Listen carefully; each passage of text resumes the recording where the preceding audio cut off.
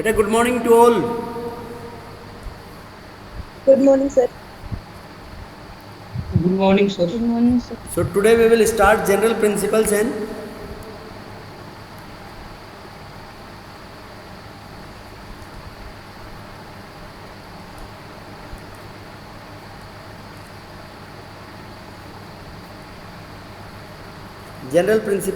processes of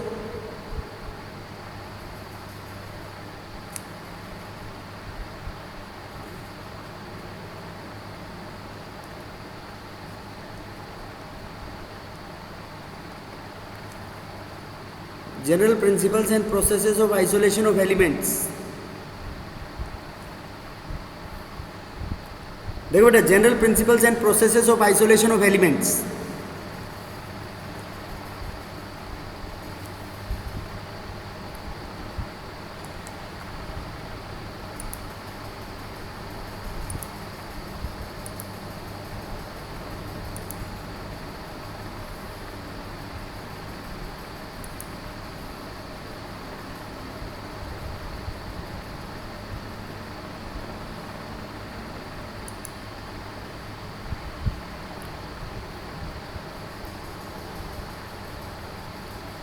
Devendra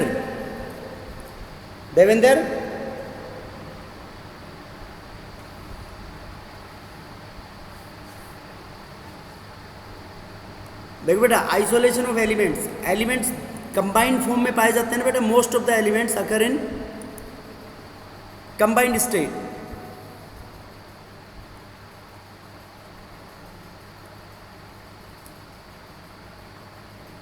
Most of the elements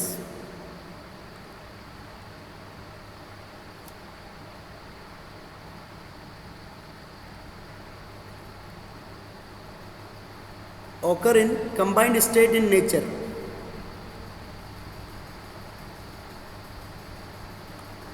nature में combined state में पाए जाते हैं बिकॉज ऑफ देयर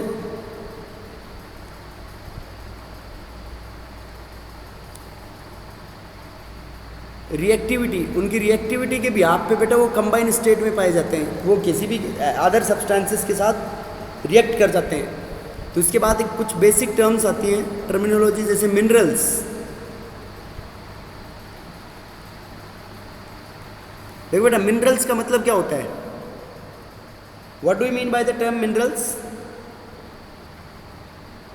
एकता बताना बेटा, मिनरल्स का मतलब क्या होगा?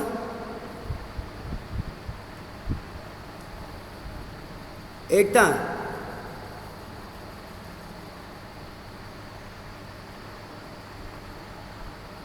हर्षित, मिनरल्स का मतलब क्या होता है?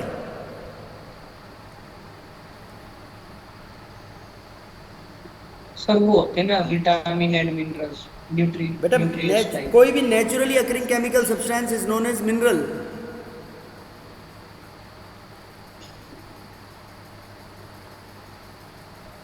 Naturally occurring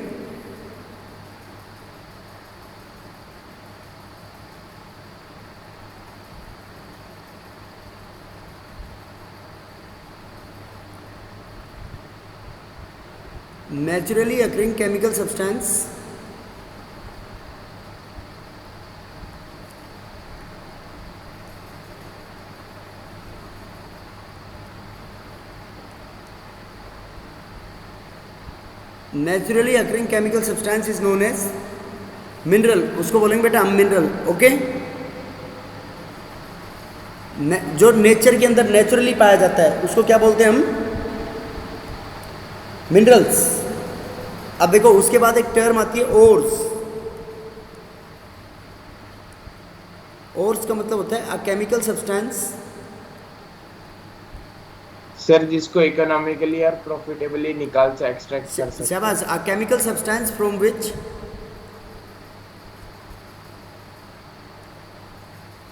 which a element can be extracted.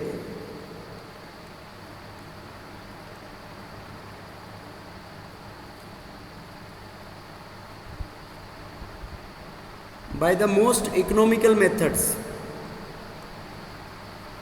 मतलब जिसमें सबसे सस्ते तरीके से हम मेटल्स को या किसी भी एलिमेंट को एक्सट्रैक्ट कर सकते हैं, उनको बोलते हैं बेटा हम ओर्स. समझ गए? तो इसके अंदर देखो एक इम्पोर्टेंट नोट लिखेंगे हम ऐसे कि हर मिनरल से हम मेटल को एक्सट्रैक्ट नहीं कर सकते। तो ऐसे बोल सकते हैं बेटा, all ores are minerals, all ores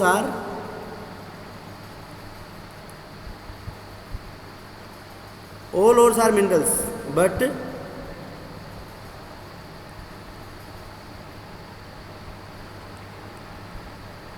but all minerals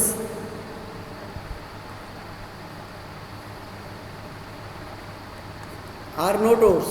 सभी और मिनरल्स है बेटा, all ores are minerals but all minerals are not ores। Okay,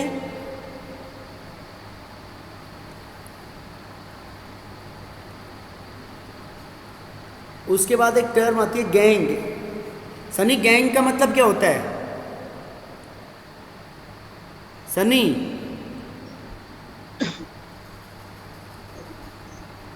Sunny, yes sir. Aryan Jangid, Aryan,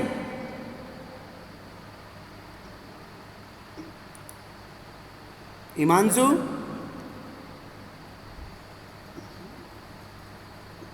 Himanshu,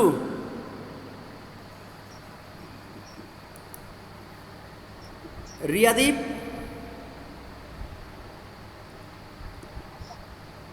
देखो गैंग का मतलब है सर जो गंदगी। सॉल्यूशन में जो डस्ट पार्टिकल मर्डर वो सब डस्ट रहते हैं। पार्टिकल नहीं, कोई भी गंदगी, the unwanted are the impurities.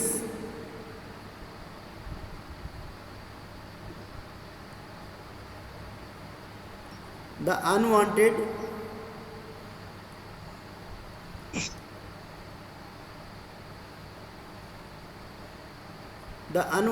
are the impurities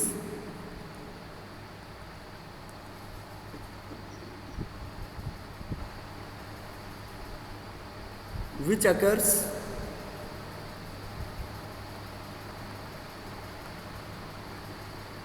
along with ores। जो ओर्स के साथ पाई जाती है बेटा, उसको क्या बोलते हैं हम? गैंग। अब देखो एक टर्म होती है, एक सब्सटेंस होता है flux.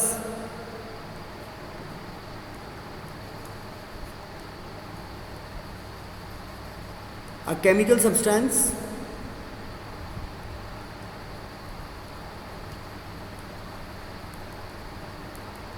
which is used to remove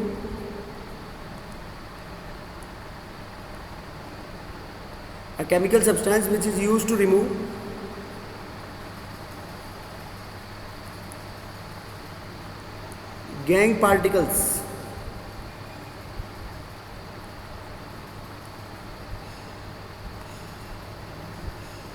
a chemical substance which is used to remove gang particles, जो गैंग पार्टिकल्स को रिमूव करने के लिए काम में लिया जाता है फ्रॉम ओर।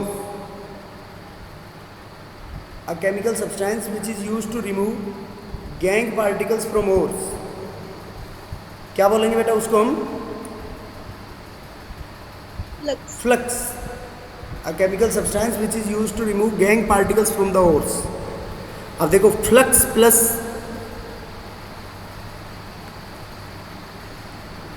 फ्लक्स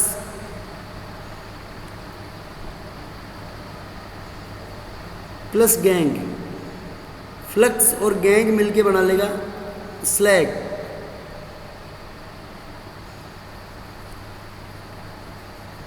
इनसोल्यूबल मास। बेटा गैंग को रिमूव करने के लिए हम क्या काम में लेंगे? फ्लक्स। और फ्लक्स गैंग के साथ जुड़ के क्या बना लेगा? इनसोल्यूबल मास। समझ गए क्या? Yes, अरे sir. बोलो। उसके बाद नेक्स्ट टर्म आती है मेटलर्जी। तनु बता बेटा, मेटलर्जी की डेफिनेशन क्या होगी?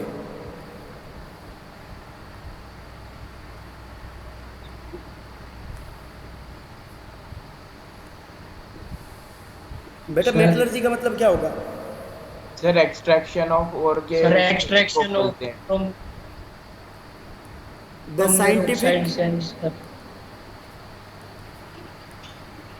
Scientific and technological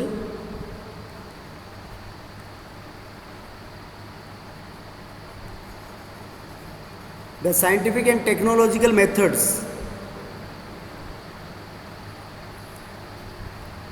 The scientific and technological methods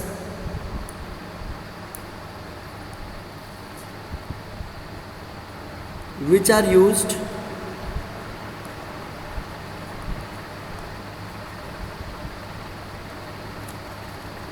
to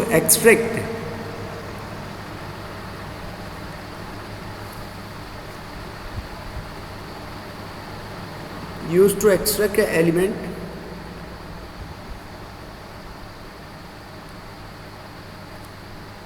from its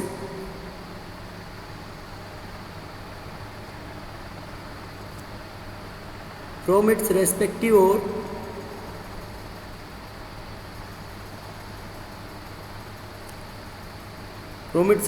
ore is known as.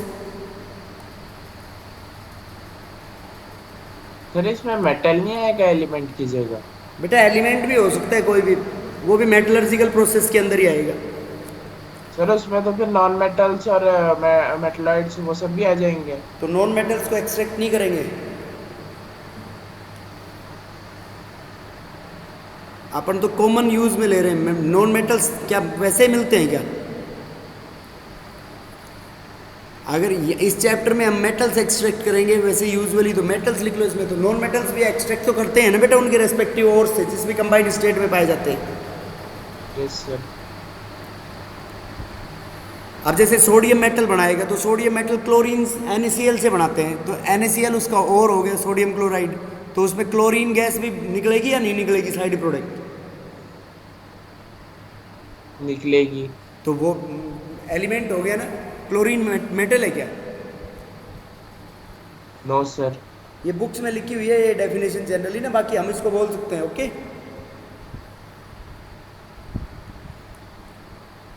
Okay sir.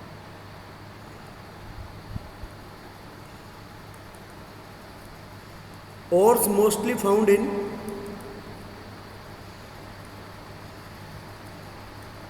the form of sulfides,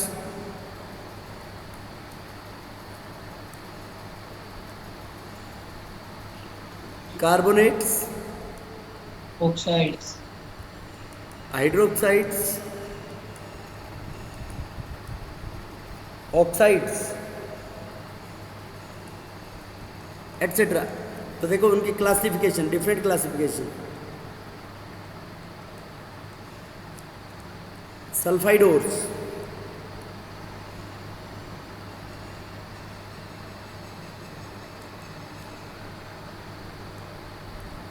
ores, carbonate ores, carbonate and oxide ores, या अलग अलग लिख लेते हैं इसको। ऑक्साइड एंड हाइड्रोक्साइड्स,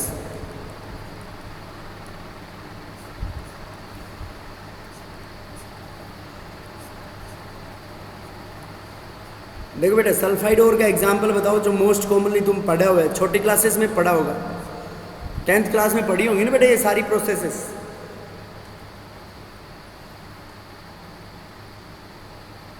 बेटा sulphide ores कौन बताएगा? अरे कोई 2-4 एग्जांपल तो बताओ। देवेंदु, रियादीप, रिया,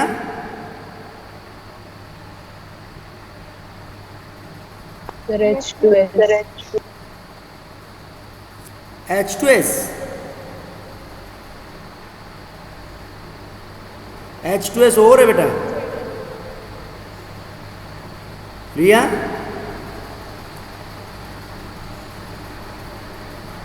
बेटा देखो एक तो होता है PbS, PbS का कॉमन नेम है, ये लेड का सल्फाइड और है, इसको बोलते हैं हम गैलेना। क्या बोलते हैं PbS को? Galena. Ag2S, ZNS. आर्जेंटाइट। Sir ZNS। बेटा एक सेकेंड, आर्जेंटाइट क्या बोल रहे हैं देवेंदु? ZNS। यस ZnS दो फॉर्म में पाया जाता है। उस दिन मेरे से एक टर्म पूछ रहे थे तुम, पॉलीमॉर्फिज्म पूछ रहे थे ना, आइसोमॉर्फिज्म और पॉलीमॉर्फिज्म कोई पूछ रहा था बच्चा। यस सर, रिवीजन क्लास में पूछ रहा तो ZnS एक तो होता है जिंक ब्लेंड, और दूसरा क्या होता है वुस्टाइट। जिंक ब्लेंड एंड वुस्टाइट दो फॉर्म में पाया जाता है बेटा ये। और बोलो बेटा, और बोलो।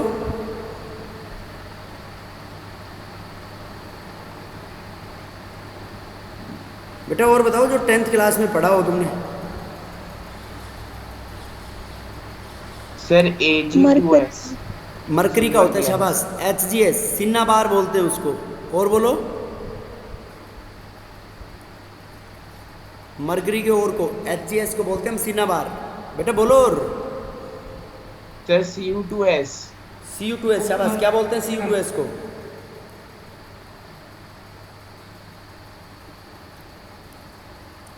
बेटा Cu2S को बोलते क्या है Devendu? Sir copper glens. Copper copper glens. नहीं, कॉपर सल्फाइड तो ऐसे कॉमन हो गया बेटा, इसको कॉपर सल्फाइड तो जनरल नाम हो गया, कॉपर ग्लैंस बोलते हैं इसको हम। Cu2S is copper glans. और बताओ, एक होता है CuFeS2 कॉपर का ही,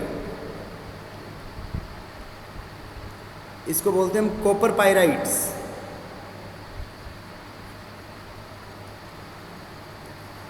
CuFeS2 को क्या बोलते हैं बेटा हम? Copper pyrites. और एक होता है आयरन का FeS2।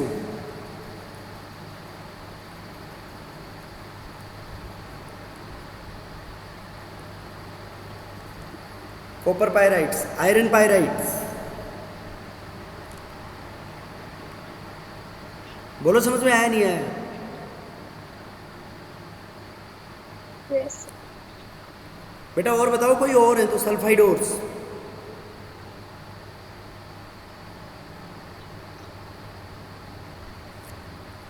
और ये जिंक ब्लेंड को इसको स्फेलराइट भी बोलते हैं बेटा। क्या बोलते हैं? स्फेलराइट।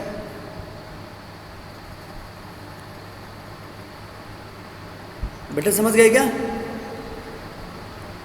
Yes, sir. ये तुम्हारे पास सल्फाइड ओर्स।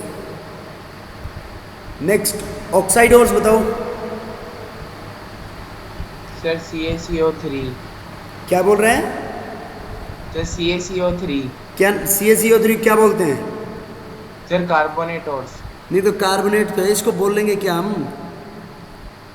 एरोगेनाइट। हैं?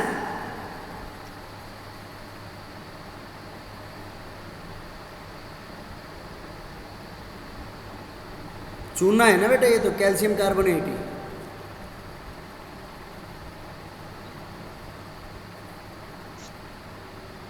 ZnCO3 को क्या बोलते हैं? Zinc carbonate. जिंक कार्बोनेट और कैलामाइन। कैलामाइन। जिंक कार्बोनेट और कैलामाइन। सर एक क्या बेटा? सर एक कैल्साइट भी होता है ना, कैल्साइट भी होता है ना सर, एक कार्बोनेट हो। किसको बोलते हैं कैल्साइट? ये कैल्शियम कार्बोनेट को, हाँ इसको कैल्साइट क्रिस्टल बोल सकते हैं, इसको कैल्साइट। ठीक है, इसका ही बोल रहे हैं कैल्साइट। Yes sir. इसको कैल्साइट भी बोलते हैं, और भी कुछ नाम है इसका कैल्साइट के अलावा। बोलो। लाइमस्टोन नहीं बोलते थे इसको? कैल्साइट और limestone. Zinc carbonate is calamine. और बोलो बेटा कार्बोनेट। और एक FeCO3 होता है, सिडराइट्स। FeCO। सिडराइट्स।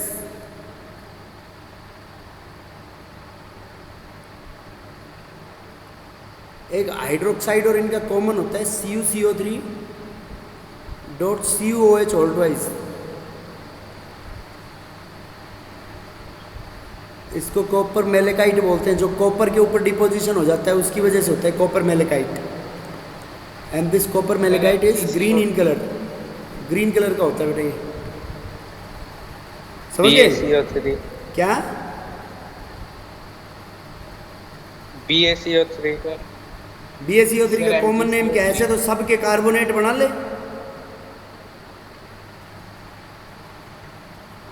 है बेटा।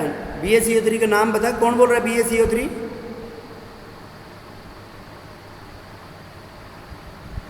बेटा कौन बोल रहा है? पालीवाल। बेटा और बताओ। Sir MgCO3। FeCO3 लिख तो दिया बेटा। सर Mg एक लेड कार्बोनेट होता है PbCO3, इसको बोलते हैं हम सेरुसाइट। सेरुसाइट। FeCO3 लिख तो दिया सिडराइट्स।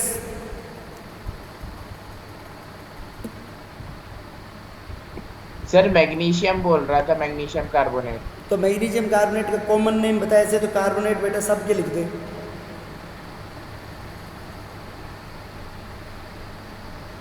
Sir magnetite Fe3O4। क्या बेटा? मैग्नेटाइट भी होते हैं ना सर, कार्बोनेट होगी। मैग्नेटाइट? Yes sir. बेटा मैग्नेटाइट मेरे को पता नहीं। एक उसको बोलते हैं क्या नाम, मैग्नेटाइट को तो उसको बोल देते हैं एक ये calcium carbonate dot magnesium carbonate, ये दोनों का मिक्सचर होता है कैल्शियम और मैग्नीशियम का, इसको डोलोमाइट बोलते हैं। कैल्शियम कार्बोनेट और मैग्नीशियम कार्बोनेट, डोलोमाइट।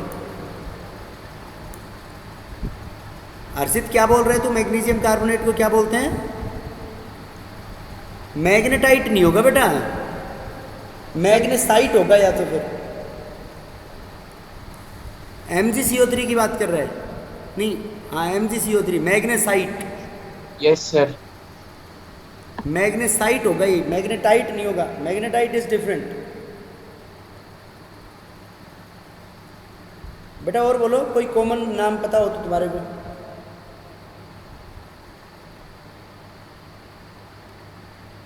अरे बोलो बेटा। ये है most common carbonate ores.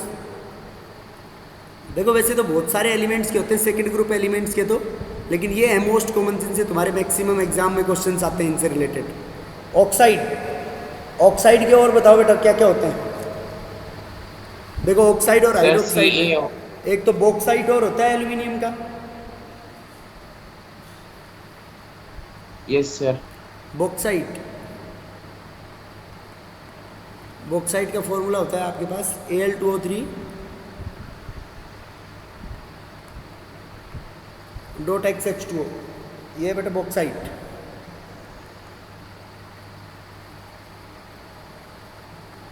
Haematite, haematite है बेटा Fe2O3। एक है मैग्नेटाइट आयरन का। देखो ऐसे याद रख लेना, लोअर ऑक्सीडेशन स्टेट में हेमेटाइट, और जिसमें आयरन का नंबर ज़्यादा हो तो मैग्नेटाइट बाद में आता है, वो मैग्नेटाइट। Fe3O4, Fe2O3 और Fe3O4। Cuprite, Cu2O, zincite,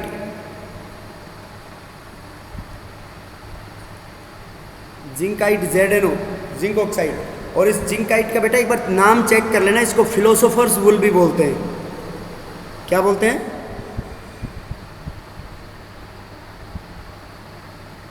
zincite को क्या बोलते हैं? फिलोसोफर्स, फिलोसोफर्स वुल। ठीक है बेटा? Yes sir. इसको चेक इट, एक बार चेक कर लेना इसको कि इसको बोलते हैं नहीं बोलते हैं। और बताओ बेटा ऑक्साइड ओर्स।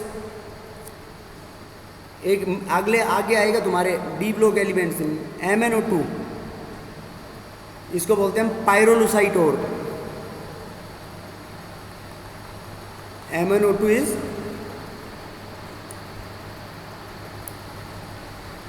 पायरोलुसाइट। एक आएगा FeO.Cr2O3, FeO.Cr2O3, इसको बोलते हैं हम क्रोमाइट ओर।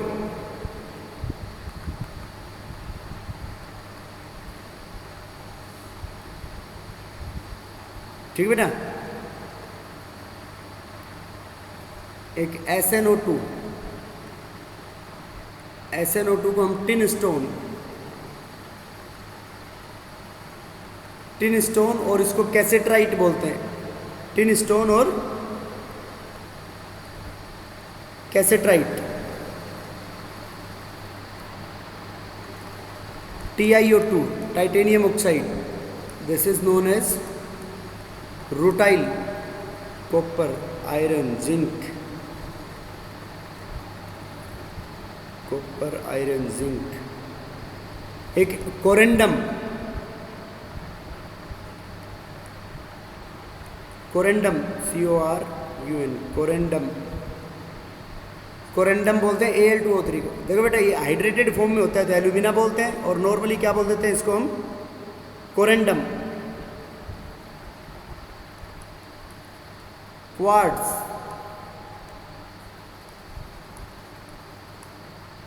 SiO2,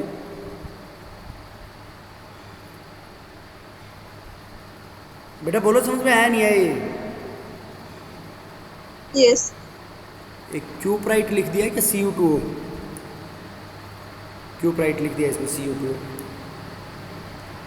ये है बेटा different oxide ores.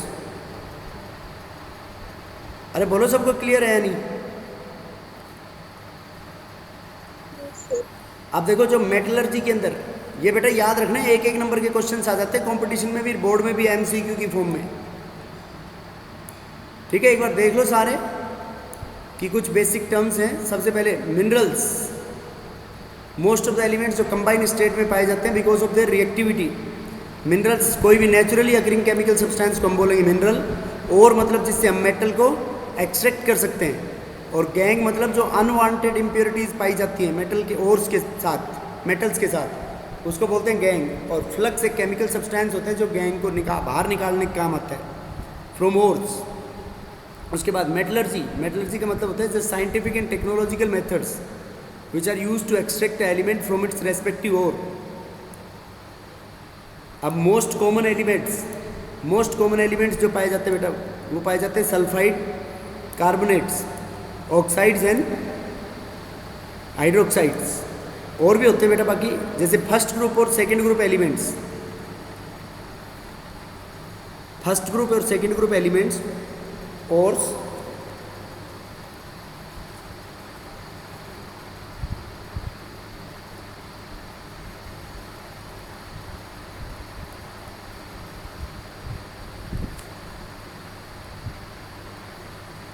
First and second group element ores mostly found in the form of their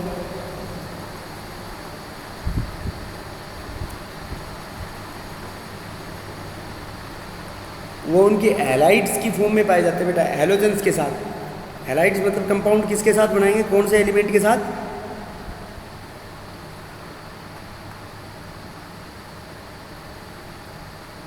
that is they form there compound with halogens.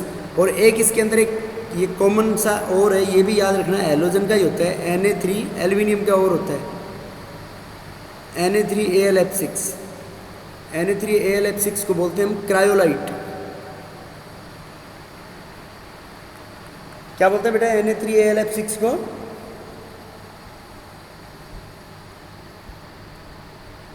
Cryolite. बेटा समझ गए सब लोग? सर ये क्रायोलाइट किसकी कैटेगरी में आता है? ये बेटा आएगा एल्यूमिनियम के एक्सट्रैक्शन प्रोसेस में काम आता है, बाद में लिखवा दूंगा मैं। ठीक है,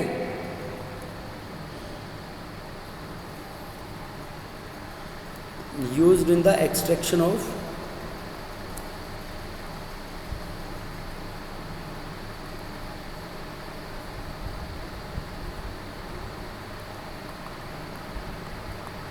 एल्यूमिनियम। एल्यूमिनियम के एक्सट्रैक्शन में काम आता है ये। देख बेटा, उसके बाद the sequential steps.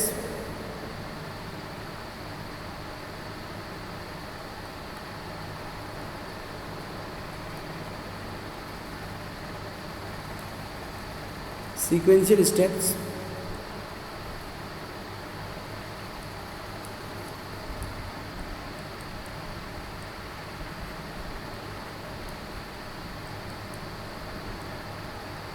which are followed in the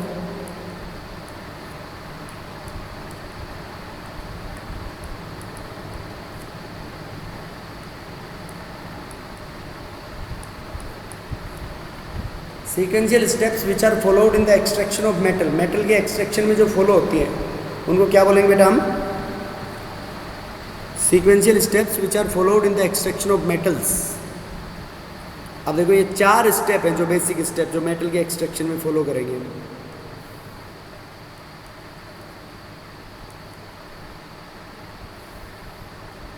first step है crushing and grinding.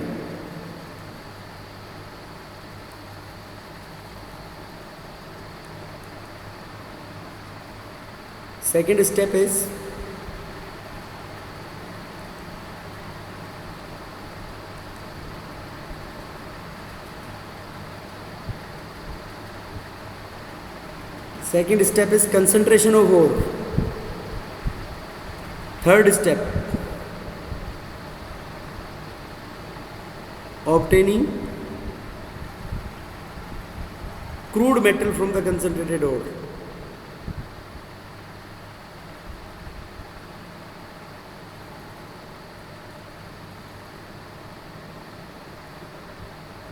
Concentrated ore से क्रूड मेटल का ऑब्टेन होना। और लास्ट स्टेप होती है बेटा रिफाइनिंग ऑफ द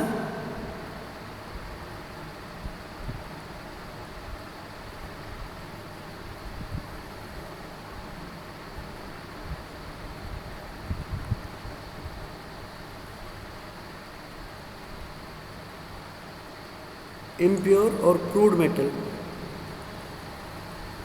ये पूरा चैप्टर बेटा इन 4 स्टेप्स में डिवाइडेड है। पहली स्टेप्स क्या होगी? Concentration of ore. दूसरी स्टेप क्या होगी बेटा इसमें? First step is concentration of ओर।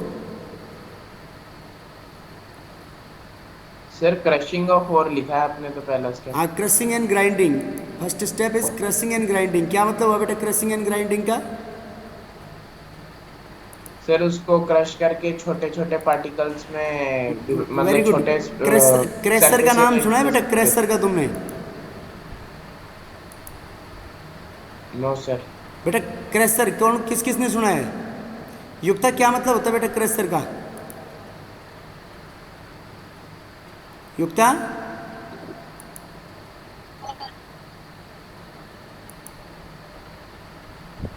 बेटा क्रेशर का क्या मतलब होता है? एकता चौधरी,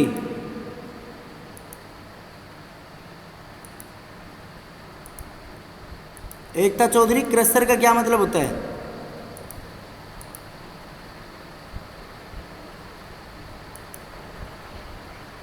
एकता, निकिता, निकिता क्रेशर, क्रेशर नहीं सुना बेटा? अरे क्रेशर जिसके ऊपर रोड़ी बनाते हैं, नहीं सुना है? तो बड़े बड़े पत्थर से छोटी छोटी रोड़ियां नहीं बनाते बेटा, अलग अलग साइज की। एक तो रोड के नीचे मोटी मोटी रोड़ियां डालते हैं, फिर थोड़ी छोटी, फिर बिल्कुल बारीक, फिर डस्ट बन जाती है लास्ट में। तो क्रशिंग और ग्राइंडिंग के ऊपर क्या होगा? Larger blocks of ore.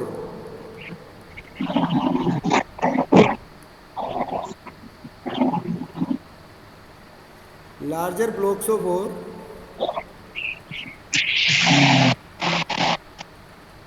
are taken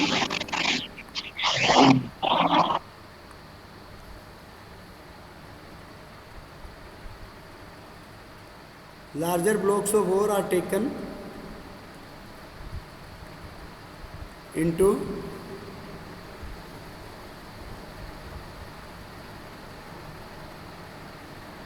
crushers and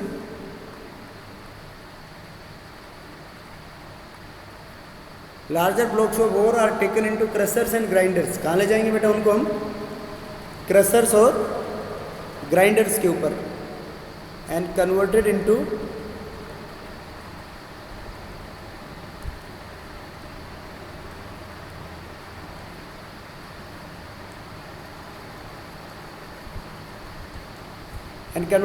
powdered form. Powdered form में कन्वर्ट करेंगे बेटा उसको हम. उसके बाद सेकंड स्टेप है कंसंट्रेशन ऑफ ओर. देखो इसके अंदर कंसंट्रेशन ऑफ ओर के अंदर क्या होता है? Reducing the level of impurities.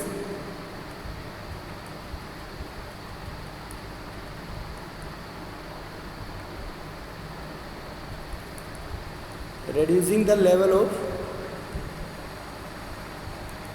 impurities.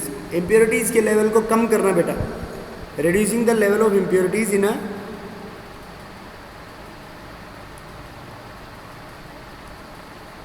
crushed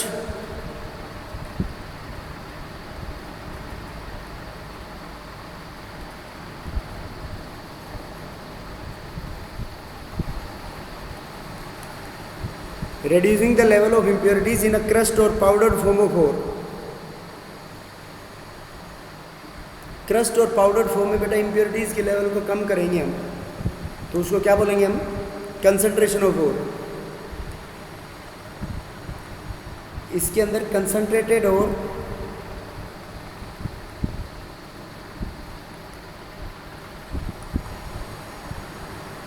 is treated with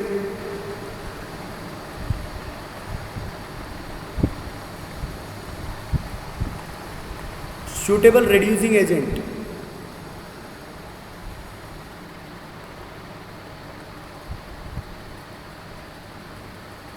To obtain crude metal. और फाइनली रिफाइनिंग के अंदर crude metal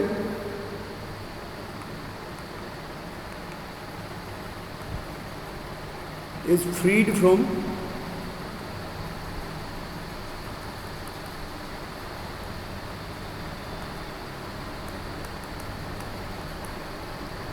different kind of impurities.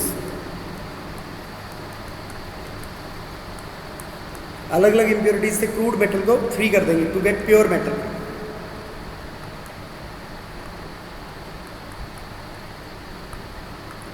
बेटा फर्स्ट स्टेप तो खत्म हो गई यहीं पे. फर्स्ट स्टेप में कोई डाउट है किसी को?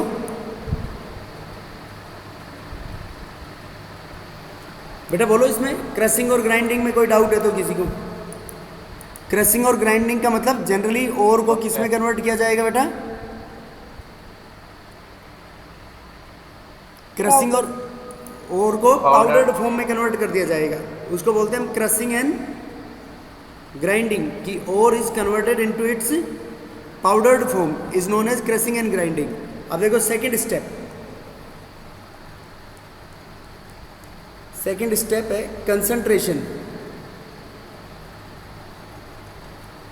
और इसको हम बेनिफेक्शन भी बोलते हैं.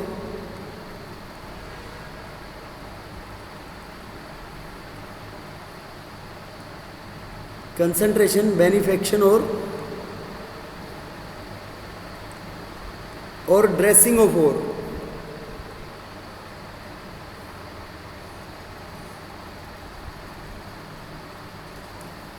देखो बेटा इसमें डिफरेंट मेथड्स हैं. फर्स्ट मेथड है bye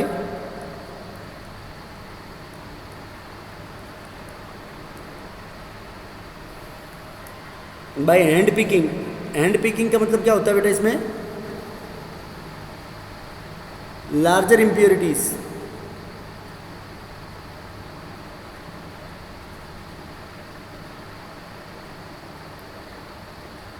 larger impurities are removed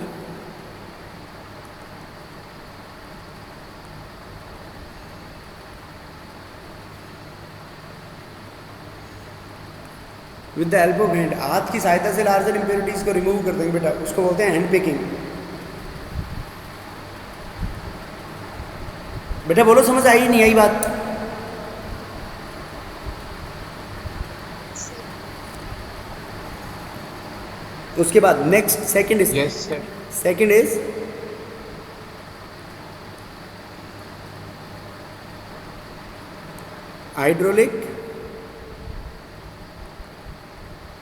hydraulic washing. देखो बेटा, हाइड्रोलिक वॉशिंग नाम से पता चल रहा है कि इसके अंदर ore is separated from gangue particles.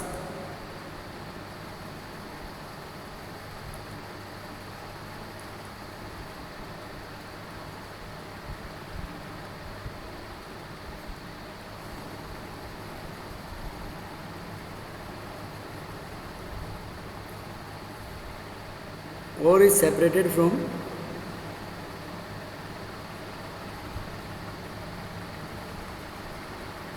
Gang particles. Ore को कैसे सेपरेट करेंगे बेटा हम?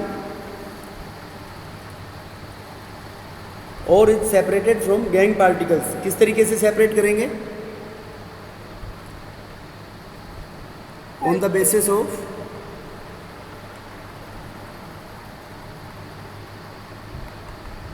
Difference in gravity.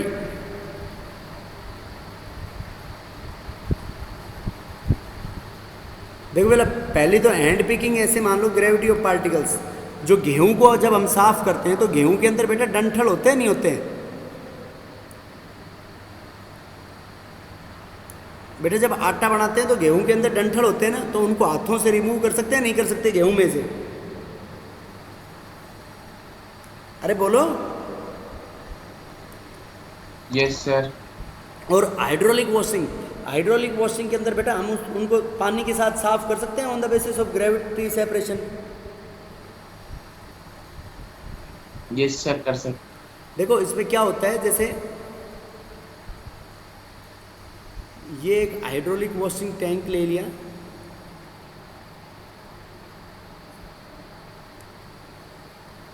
यहाँ पे water supply,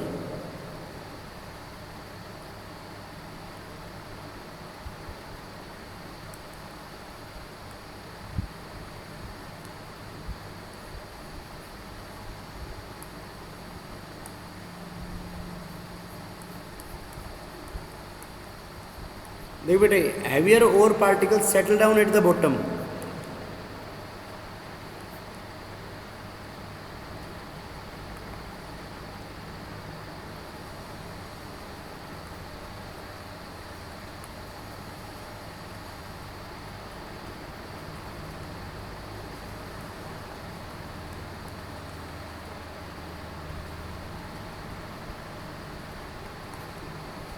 heavier ore particles settle down in the bottom.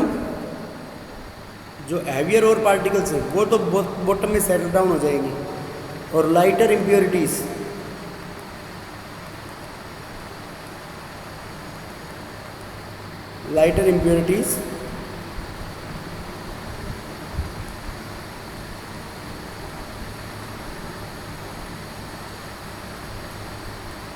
Remain in soluble form. Lighter impurities ऐसे घुली हुई फॉर्म में रहेंगी बेटा, समझ गए बात? Yes, sir. Lighter impurities remain in soluble form and heavier ore particles settle down in the bottom. heavier ore particles bottom में settle down हो जाएंगे। बेटा बोलो, क्लियर है नहीं बात? Yes, sir. Yes sir. Sir फिर इसको सेडिमेंटेशन प्रोसेस भी तो कह सकते हैं। हाँ, एक तरीके से उसी की तरीके से है बेटा। सेडिमेंटेशन मतलब वो पार्टिकल्स रिमूव हो जाएंगे उसके अंदर, मतलब ग्रेविटी के व्याप पे सेपरेट आउट हो जाएंगे। ये lighter impurities remain in soluble form, और नीचे से यहाँ पे पानी की सप्लाई आ रही है, तो पानी की सप्लाई आ रही है तो एंड मूव्ड आउट, ये भी कह सकते हैं। फिर ये बाहर निकल जाएंगे यहाँ से। जैसे गेहूं के अंदर गंदगी होती है बेटा, तो गेहूं के अंदर अपन पानी डालते हैं तो वो जो हल्की हल्की इम्प्योरिटीज डस्ट पार्टिकल्स वो सारे वो ऊपर घुले हुए फॉर्म में आ जाते हैं, और गेहूं के पार्टिकल्स नीचे बच जाते हैं ना, वो भारी होते हैं। यस और नो? Yes sir. इसी तरीके से ये हैवियर और पार्टिकल्स तो सेटल डाउन हो जाएंगे, और पार्टिकल्स इसके अंदर नीचे से ये लाइटर जो इम्प्योरिटीज़ होंगी, अर्धी इम्प्योरिटीज़, वो यहाँ पे ऊपर बच जाएंगी इसके अंदर। बेटा समझ गए बात? सर इसमें स्टैग्नेंट वाटर रहता है कि रनिंग वाटर रहता क्या है? कह रहे हैं? सर इसमें स्टैग्नेंट वाटर रहता है कि रनिंग वाटर रहता है? तो ये रनिंग वाटर होता है बेटा। स्टैग्निंग वाटर कैसे आ गया? जब पानी की सप्लाई जो यहाँ से आ रही है, इसके अंदर स्ट्रीम ऑफ रनिंग वाटर होता है। मोटर चलाते हैं इसके अंदर सीधी, ठीक है। Yes sir. रनिंग वाटर भाग के ले जाएगा हल्की इम्प्योरिटीज़ को तो, और लाइटर इम्प्योरिटीज़ यहाँ पे they will remain in the lighter impurities तो भाग जाएंगी दूर, और हैवियर इम्प्योरिटीज़ नीचे सेटल डाउन हो जाएंगी। इसी कंसेप्ट को एक विल्फले टेबल,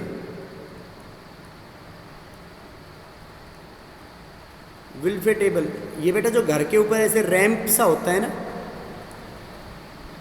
जैसे ये हमने टेबल ले ली एक, तो इस टेबल के ऊपर ऐसे रैंप के ऊपर ऊबड़ खाबड़ सा बना देते हैं ना हम, कि स्लिप ना हो जैसे गाड़ी। फिर इसके ऊपर रनिंग वाटर स्ट्रीम आएगा। रनिंग वाटर आएगा तो यहाँ पे जो light, these are the cleats,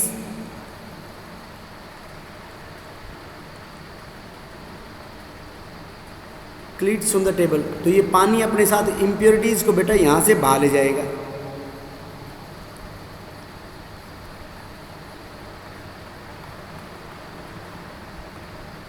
impurities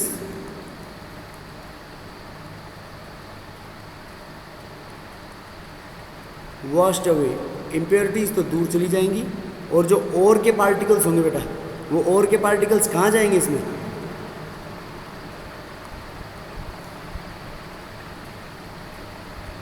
ये यहाँ इन क्लीट्स के अंदर इकट्ठे हो जाएंगे।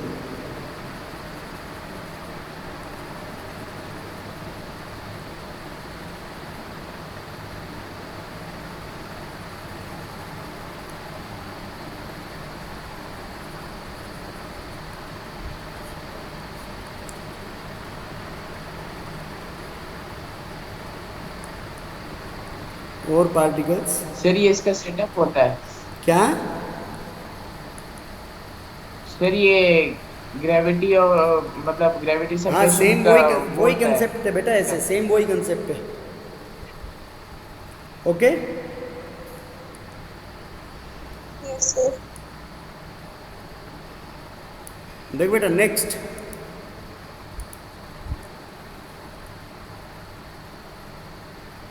Third is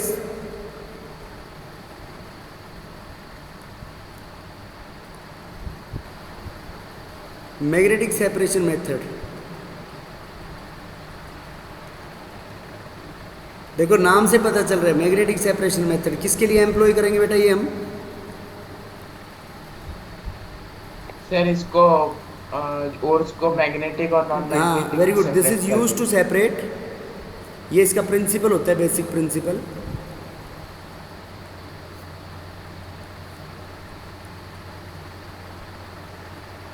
used to separate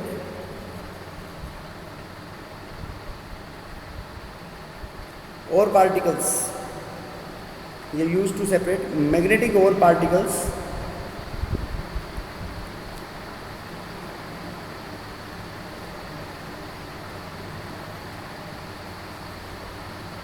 from non-magnetic impurities.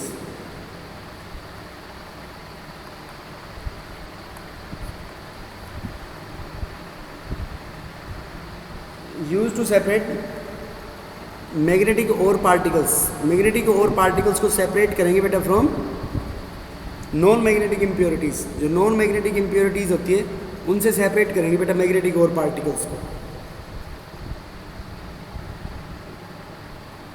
देखो ये इसके अंदर दो पुली हैं,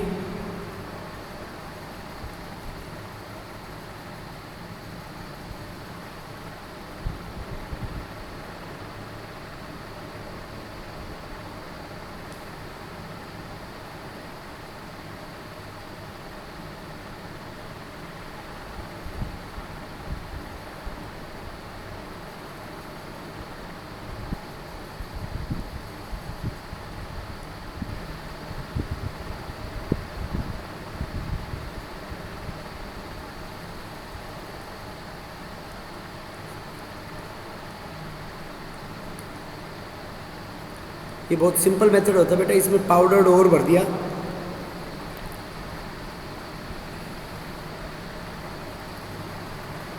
ये स्टील डिस्क है इसमें, और ये मैग्नेटिक रोलर है और मैग्नेटिक पुली। तो देख बेटा, ये जब पाउडर्ड ओर इसके पास चल के आएगा तो इसमें दो डिफरेंट हीप्स बन जाएंगी। इसमें देखो ये मिक्स होके आ रहा है,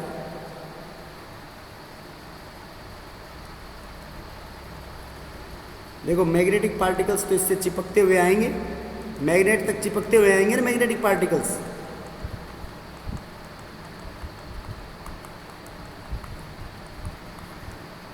तो ये तो हो गए मैग्नेटिक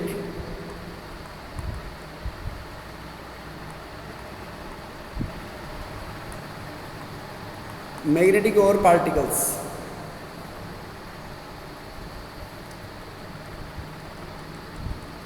और ये दूसरी हीप किसकी बन जाएगी बेटा इसके अंदर? These are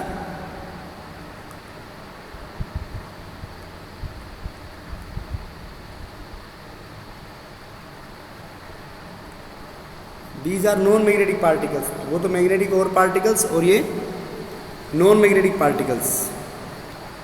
बेटा समझ गए इसमें पार्टिकल्स कैसे सेपरेट आउट होंगे?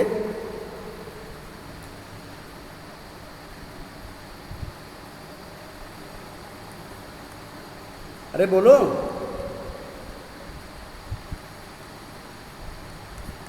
कि इसमें use to separate the magnetic ore particles from the non magnetic impurities. Non magnetic impurities से साफ करने के लिए मैग्नेटिक और पार्टिकल्स के लिए ये मेथड यूज में लेंगे बेटा।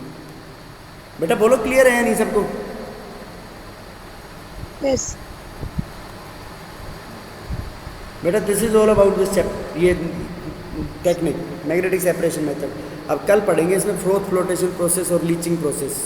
Okay, thank you. Thank you, sir. Thank you, sir. Thank you sir.